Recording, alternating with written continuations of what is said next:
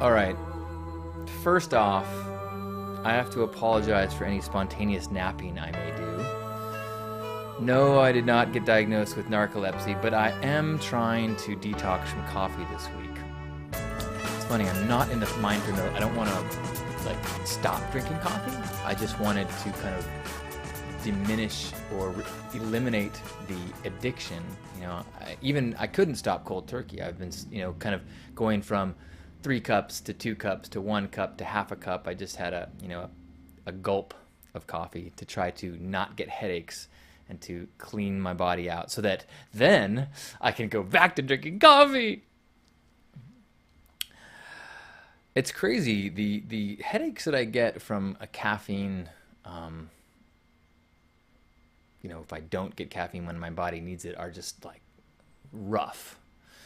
And nothing will make them go away except for drinking coffee, and then and even then there's this delay to it. So it's not a good situation. And so that's actually what I want to talk about today was pain. I watched a video this morning actually by Zefrank, who does mostly these incredibly funny videos, but they're also raw, and he exposes a lot of himself, and in doing so really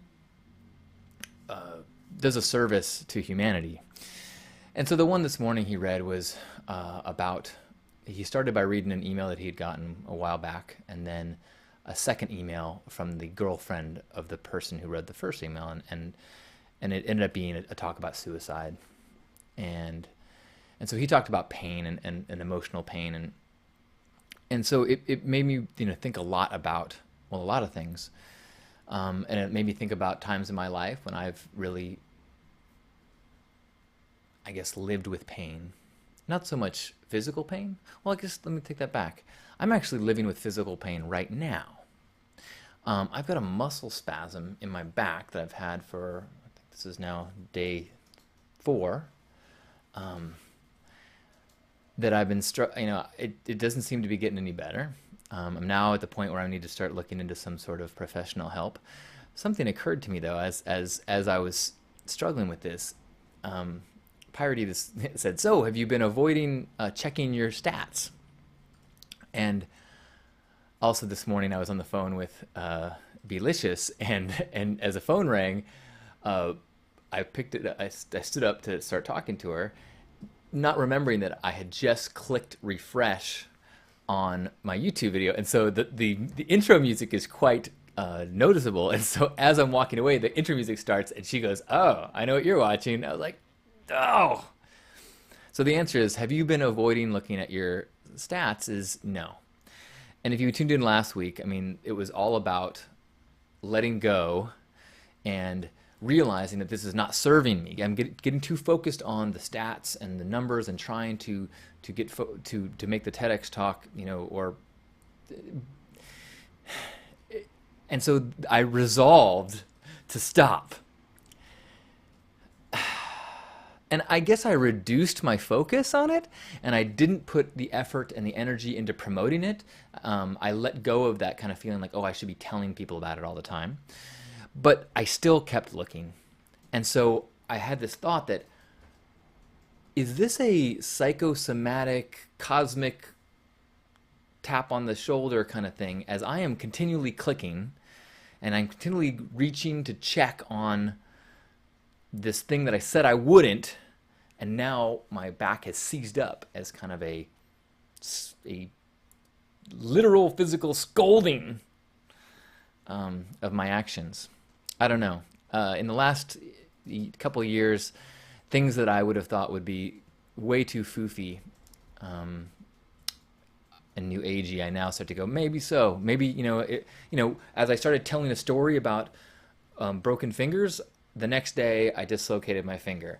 As I'm not telling myself I'm not going to reach, and I do reach, my shoulder and back seizes up. I don't know. But really the pain that I wanted to talk about was more emotional pain. Occasionally I talk about this, but there was a 10, 12-year period of my life where I took anxiety and depression medication every day to make life more enjoyable. And it worked for me. I was on a medication called Cerazone, and they stopped prescribing it because it started to do severe liver damage to a lot of people. I was not one of those people, and I got tested, frequently. I would just go and say, okay, let's check for HIV, check my liver, swab me for worms, whatever you got. And so they always said I was fine. And so there was a time when I basically felt like I was just living in a state of anxiety and depression. And I can remember having deep bouts of depression. And what is really amazing to me is that for years, I tried to come off of the medication in the same way that I'm trying to come off of coffee. So I first went down to taking, a one pill one day and half a pill the next day. One pill, half pill the next day. Because the way that medication works in a lot of those types of medications, it's not like you have a symptom and you take the pill and you feel it. It takes a number of days to build up a certain level in your bloodstream that then affects basically the way you think. You don't notice it, you just are thinking differently. It's kind of like if you've ever either been a woman who has her hormonal monthly experience, or been close to someone who has a hormonal shift once a month that may be significant. It's not like that person goes, oh man, I'm starting to feel my period, emotions starting to come on. They just go, or, and then you go, maybe, I'm just saying, possibly a month ago when you attacked me, what remember we said that maybe this is caused by chemical things, and it's not an actual, like, a big an issue as it feels like. I've never been in a situation like that, but I've read about them.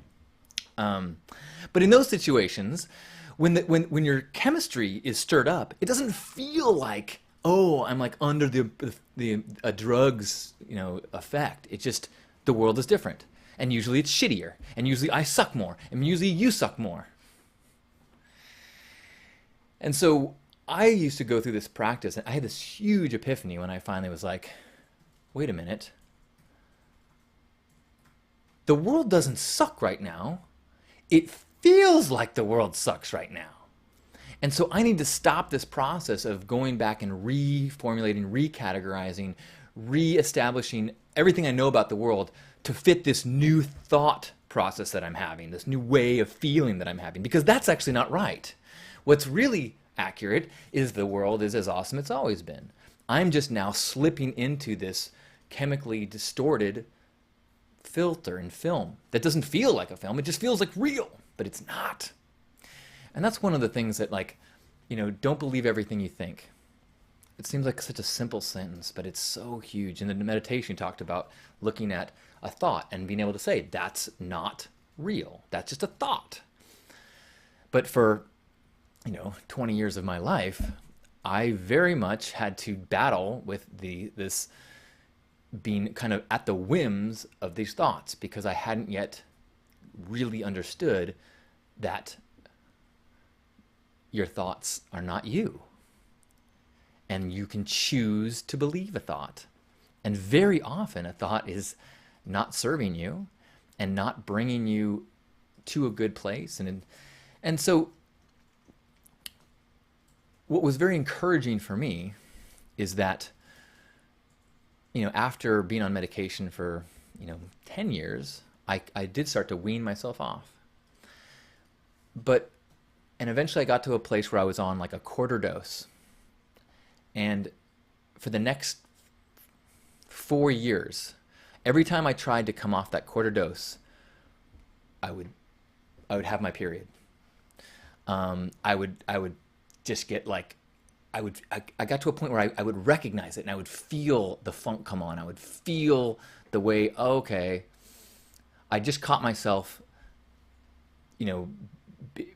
one of the things the tricks that I would learn is that if I started to use always never language, If I would say like, you never do this, or I go, I always forget to do this. I'm never gonna do this. I'm like, oh, that's my chemistry talking. That's me amplifying all the negatives, hazing over all the goods, and judging myself in this skewed sense. What I also learned during this many years of battling this, my mind, was that I learned for me, the worst thing I could do, or someone with good intentions could do for me, is to try to help me from a place of explaining to me or convincing me that I was being silly. Like, look, I'd be like, I suck at this. And they go, are you crazy? You're so good at this. Or everybody likes you. Or, or whatever my skewed conclusion was. If somebody else wanted to help me by saying the opposite of that, instead of going, oh, you're right. You know what? You're right. I'm actually not so bad at that. I would instead go, okay, I'm smart. I'm going to think of all the arguments to prove you wrong. And so I would dig myself deeper and deeper and deeper into why things sucked, why I sucked, why I'm terrible, to prove to you that I was justified in my crummy attitude. So I learned over time that what I need to do is stop. Stop thinking, stop trying to fix it, stop trying to take it. Once I recognize, oh, I'm in a funk, then it's like, change my mindset, recognize I can't be trusted, try to watch a movie or something, try to stop steering because you're possessed. This is not right. And go into survival mode, not reevaluate the world, and try, if the people around me know me well enough, just to let them know I'm off grid for a while. And like it's not going to help me, and it's not going to help our relationship for us to try to get happy right now. I need to let this pass by not attaching to it. If I attach to it, it'll stick around. If I just let go of it, okay, this isn't real, but it fucking feels terrible. It's going to pass, though. And I've gone through it enough times that I know it's going to pass. And that's one of the things that, like, the whole It Gets Better project, and, the thing that I would try to say to someone if they're in that feeling of pain is like, when I was 20, I didn't have enough experiences going through this to know it always passes. And then looking back, that was ridiculous, the conclusions I made during that cloud. And that cloud could have been hours, it could have been days, there was times when it was months. But the It Gets Better, part of the It Gets Better is the knowing yourself well enough to know that a now absolute is almost never an absolute. It feels like that. Oh my gosh, I know how much it feels like that. Have I been suicidal? Yes. Do I still think about suicide? Yes. But I have a different attitude about it now. And I definitely know that I'm not going to make if crazy thoughts pop into my head in a moment, I just know, because of the experience of going through these cycles, I don't know how many hundreds of times, that I can't reevaluate the universe based on the way it feels right now. And certainly I'm not going to do something like, call up somebody that I love and tell them something terrible, or tattoo my face, nothing that you can't undo. And suicide is one of those things. I'm actually of the belief that if you want to, kind of like I have no tattoos, but occasionally I will sketch an idea and go, this is genius, I want this forever. And I'll tell myself, okay, 6 months from now, look at this, and if you still want this forever, then all right, let's think about it. Then what I would do, the next step is I would start drawing it on my body, and do I want to be seeing this every day? I've never got one. And I kind of see the same thing about suicide. I mean, if you were of the mind that I'm done, I'm ready to check out, cool. Write a note, write a letter to people, talk to your doctor and your therapist and say, look, I'm kind of think I'm done with this life. I'm going to revisit this in 6 months, and see if this is still something that makes sense to me. With depending on where you are in life, that 6 months could be, longer or shorter. Probably longer, because a tattoo is still a smaller thing than a suicide. Get the tattoo after 6 months. If you still want to commit suicide after, well, email me if you're in that boat. If you make it to 6 months, and we'll talk about it. Because what happened to me is that I eventually got to a point where I went on a trip.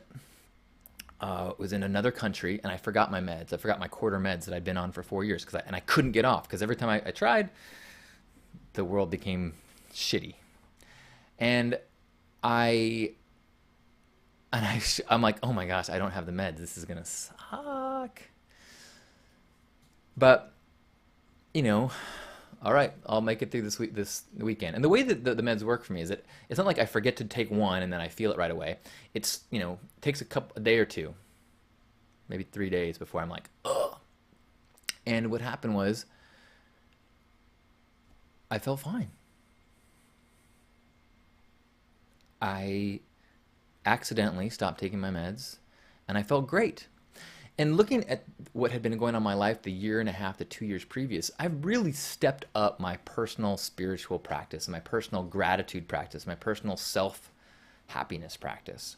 And I really developed a lot of tools to break through the bad patterns, break through the bad thought patterns, and I honestly believe that process of practice of gratitude, that practicing crap or cone, that practicing of recognizing these are my thoughts, this is not me, that all of those practices rewired my brain.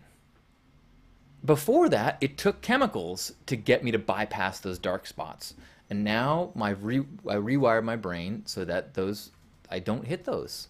I mean, I still get down, I still go through funks, but it's not in the same, like thrown in the back of a truck and driven cross country and dumped in a Mexican, dump someplace. It doesn't. I never get that dark and out of control. I always feel like, okay, I know what's happening right now. So to me, that was incredibly encouraging. I'm going to a doctor tomorrow for my dislocated finger that never healed. Right? Whee! And I have all these forms that I'm supposed to fill out about medications that I take. And I'll be honest, I do have a prescription for Ambien that I take on occasion when I really, need a sleep, or I've had too much coffee and then I can't go to sleep. So I'll take a half of an Ambien or something. So I write Ambien as needed, and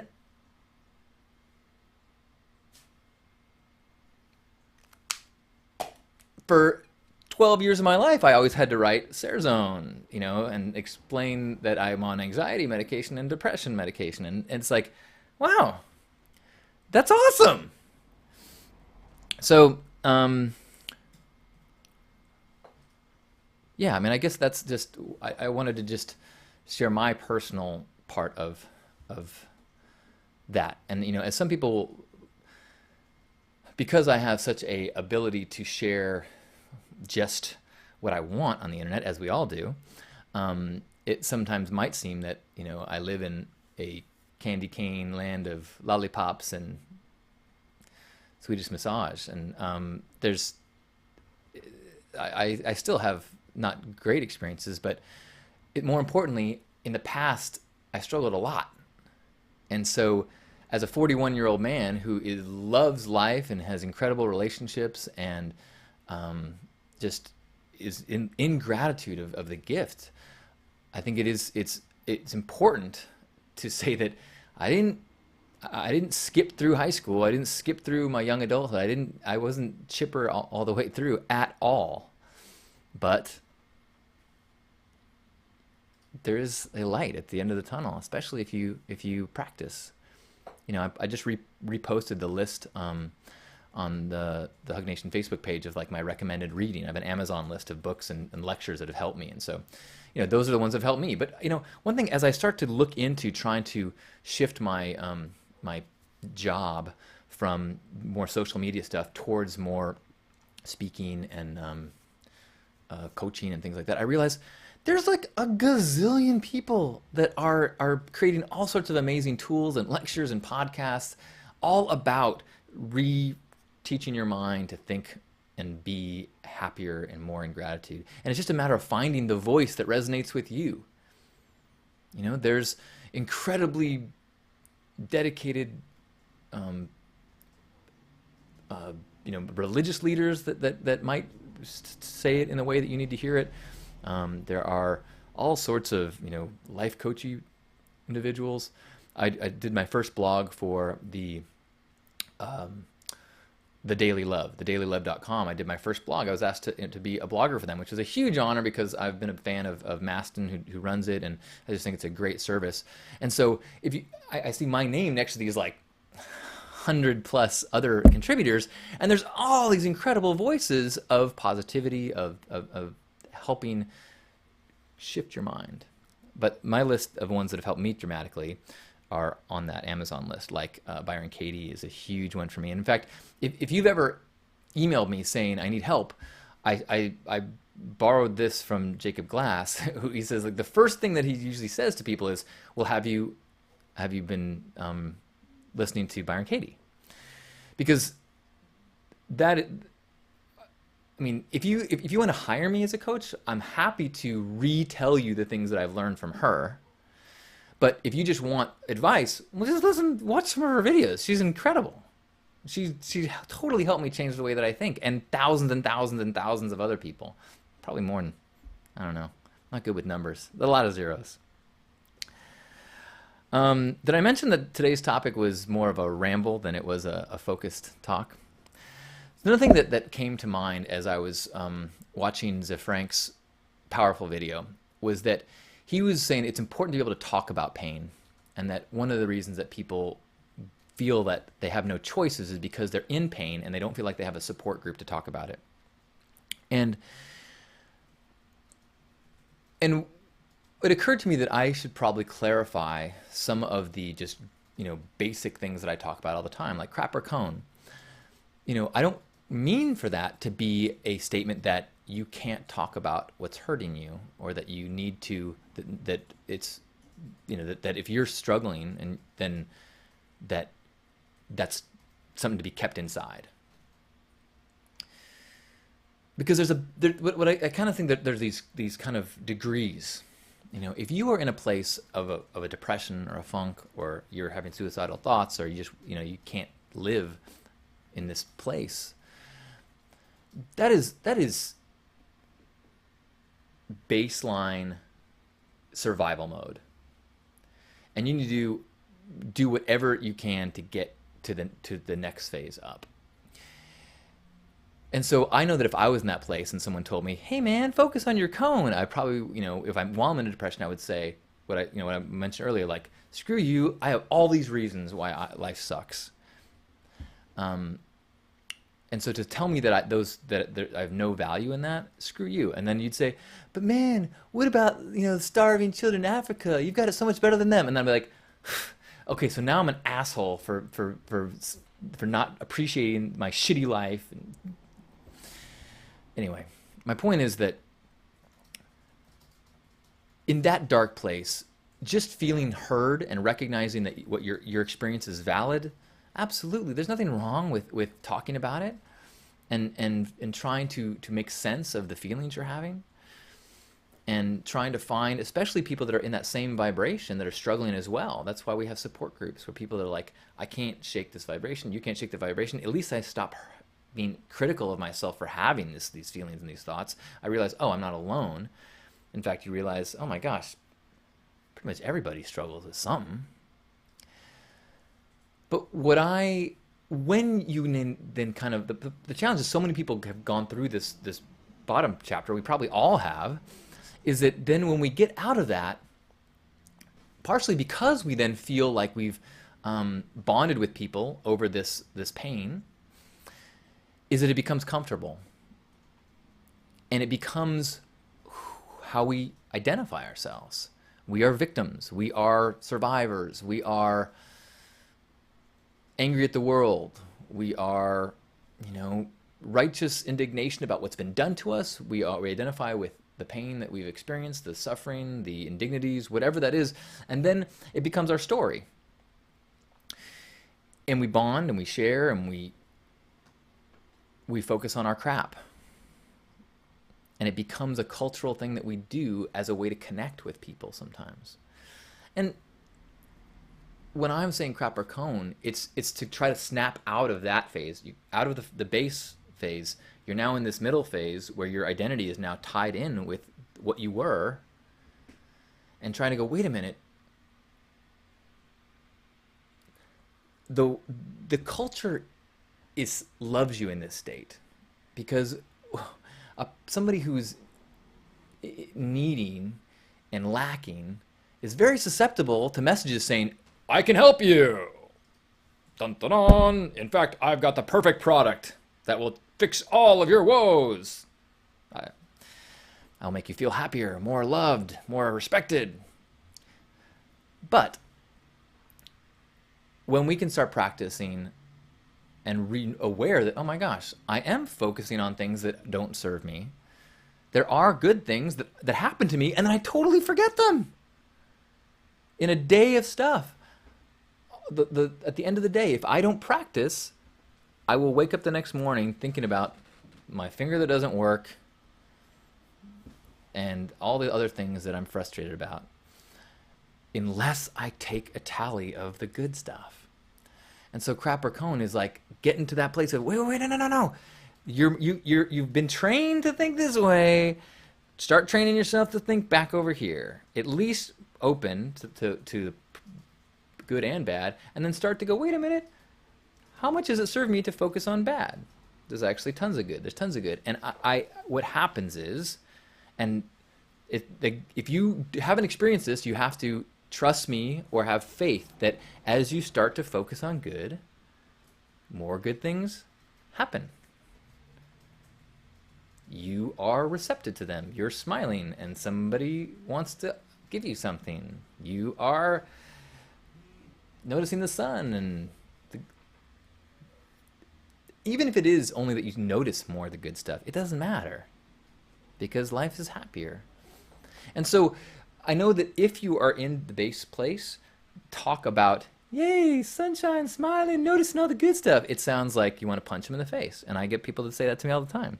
Grandpa got that all the time. People would be so like, it's crazy, the vitriol that he would inspire in some people just by whistling and kind of walking down the street. They're like,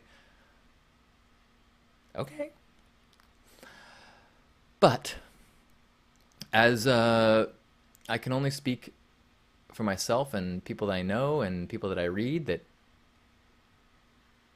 even as you cycle, even as you go, it's not a path of better. In fact, my last week, quite frankly, has been a little bit of a challenge for me.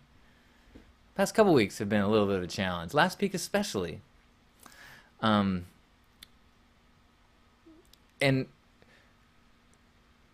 it's been this moment right now of being able to explain all this actually makes me feel a lot better. I don't mean to anchor myself to my negative feelings. I'm acknowledging them and recognizing that these are feelings that I'm having. These are thoughts that I'm having.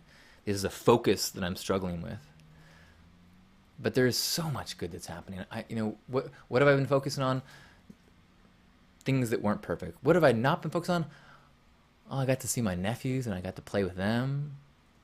I had a just delicious, long morning in bed with my lover that we just barely woke up for hours. It was just, magical. And if I don't practice, those will slip away and I will just keep in my back hurts, and the pain becomes my story. So, and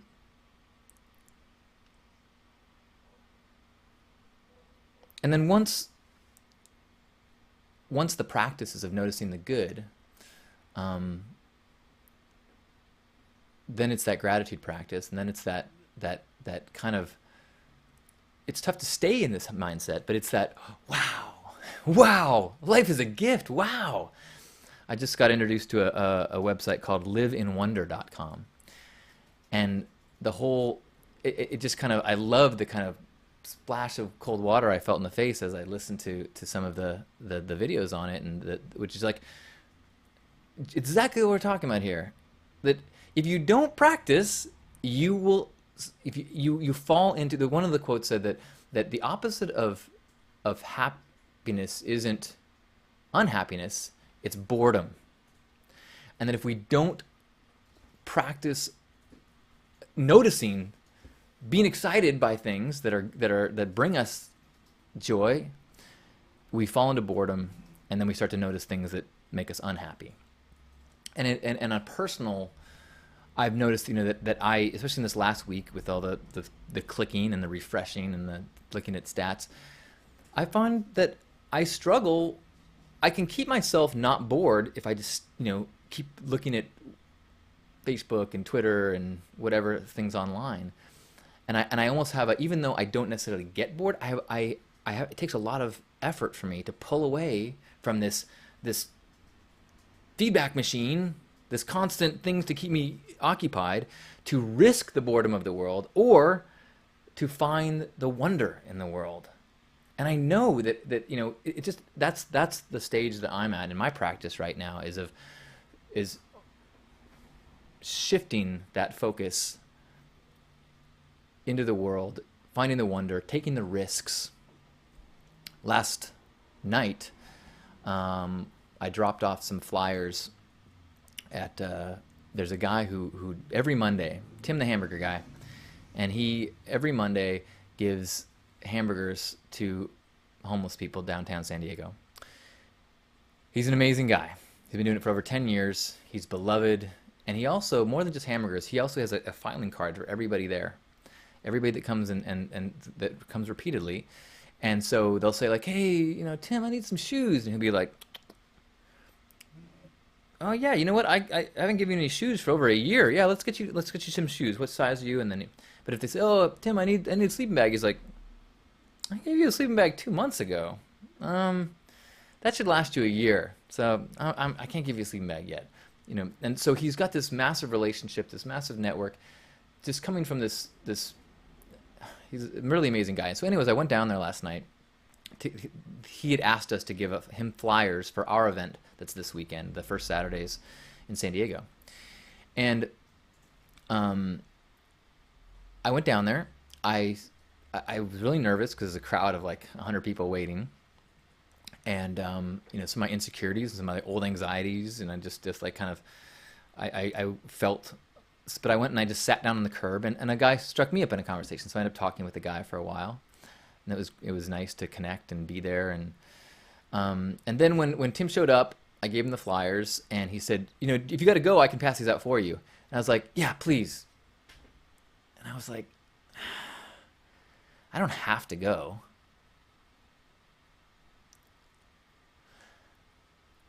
If I was in my strength, if I was in my highest self, I would have stayed, and I would have taken this as an opportunity to love all of these people. But I didn't. I was a little upset about myself. Yeah, it's not, what's funny is that 10 years ago, dropping off flyers would have been a massive victory in terms of, wow, this is the kind of person I want to be in the world. But now I'm at a point where just dropping off the flyers made me feel like, that's not who I want to be in the world. So I guess that's a good thing to see that on the trajectory. And it was also just good to remember. I called Jason, the other First Saturdays co-founder, after, and I was like, kind of told him about beating myself up, and he's like, oh yeah, you can't always be, your highest self all the time. I sometimes get, nervous when I go down there and you don't know what's going on. And it's like, okay. One of those reminders that it's one of these journeys. And as you practice, you have the memory that you've gone through this before, even when you're down. You have the awareness that this will happen again. And you just float a little bit more. I'm saying this to myself, of course.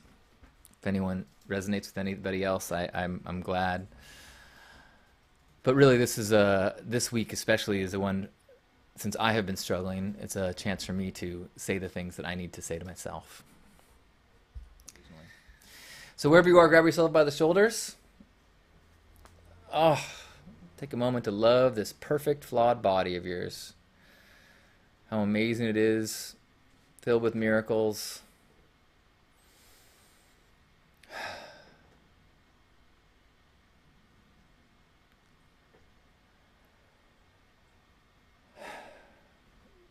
And remember that everyone that you meet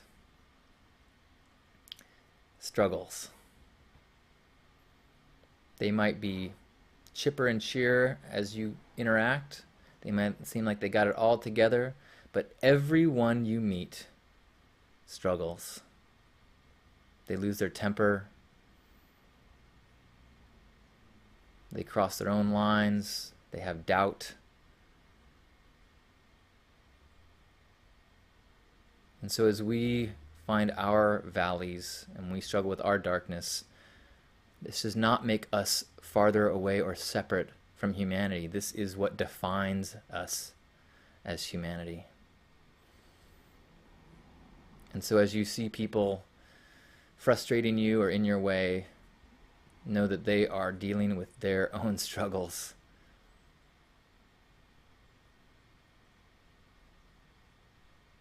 And if we can forgive ourselves and allow ourselves and recognize that in ourselves we have these wild fluctuations, it gives us so much room to love everyone else in wherever they are in their fluctuations.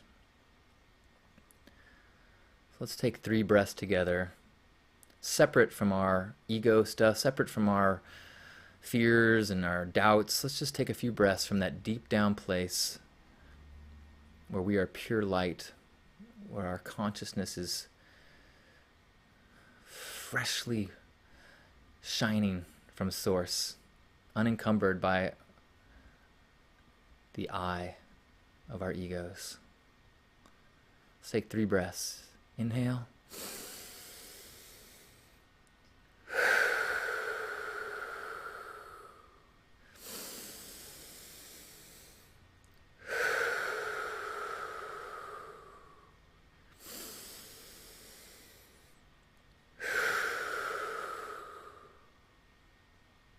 On behalf of Grandpa Caleb and all the love warriors, happy Hug Nation. You are perfect, exactly as you are. And who you are becoming is the vision of the divine. It is an honor to share this planet with you. It is a gift to have this breath. And I so appreciate who you are and who you're becoming and who you allow me to be. I love you. Namaste.